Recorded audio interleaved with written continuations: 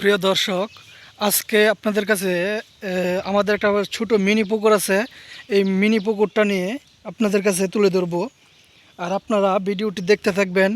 আমি আস্তে আস্তে পুকুরের ডেইলে চলে যাচ্ছি। এই যে দেখেন, ঘাসগুলা কিন্তু মরা। এই যে এখানে কচু ছিল, কচু। এই যে এটা হলো ক্ষেত। ক্ষেতে যখন ওষুধ দেওয়া হয়েছিল তখন এই ডেলেও কিন্তু ওষুধ দেওয়া হয়েছিল। দেখেন, ওষুধের ফলে সকল গাছ কিন্তু মরে গিয়েছে। এই যে দেখেন, পুকুরটা কিন্তু আরও বড় ছিল, মিনি, তবে একটু আরেকটু বড় ছিল। এরপরে আরেকটু গভীর ছিল পুকুরটি, কিন্তু শেষ করতে মানে পানি হিঁচতে একটু কষ্টকর হতো তখন। এই জন্য এই যে এইটুকু এখান দিয়া এই পরবর্তী সময়ে এই বছর ভরে ফেলা হয়েছে।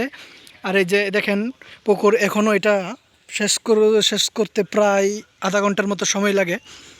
আর এই যে দেখেন, মাছের জন্য তালের যে এই ডাগ্গা আছে, আমের ডাইল আছে, এইগুলা। আর এই যে এখানে দেখেন, কলা গাছ আছে, কলা গাছ। এই যে এখানে কলা গাছ,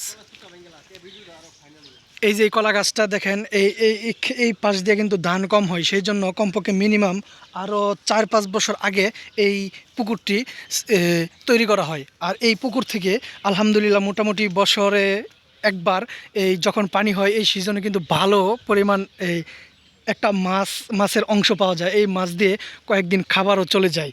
আর এই যে দেখতে পারতেছেন আপনারা, এই যে এইখান দিয়ে কিন্তু মানে এইটা কিন্তু ক্ষেত ছিল, ক্ষেতের উপর কিন্তু এটা ডালা ছিল, উঁচু জায়গা। এইখান দিয়ে মানে মাটি ভেঙে পড়তো, সেই জন্য কিন্তু কলা গাছ লাগানো হয়েছে। আর এই কলা গাছ আলহামদুলিল্লাহ মোটামুটি এই যে দেখেন একটি ছড়ি আছে, আমি আপনাদেরকে দেখাই। এই যে দেখেন একটি ছড়ি আসছে। তারপরে আগে একটা ছিল কলা গাছ, ওইটাও কাটা হয়েছে, মানে কলার ছড়ি ধরছিল। আর ওই পাশে জঙ্গল, মোটামুটি গুই সাপ বা গুল যেটাই বলেন, এই মাছ মোটামুটি খেয়ে ফেলে। তো এটা চিন্তা করতেছি পরিষ্কার করতে হবে। দেখা যাক, কিছুদিনের মধ্যে এটা পরিষ্কার করতে হবে। আর না হয় যে খেতে যে এইরকম ওষুধ দিয়ে গাছ মারা হয়েছে, এই ওষুধ দিয়ে দিব, তাহলে এই গায়ে যে এই জঙ্গল কিন্তু সাফ হয়ে যাবে। আর এই পর্যন্তই। আপনারা এতক্ষণ আমার এই ছোটো মিনি পুকুরের সঙ্গে ছিলেন, সেই জন্য ধন্যবাদ। চ্যানেলটি অবশ্যই সাবস্ক্রাইব করে দিবেন।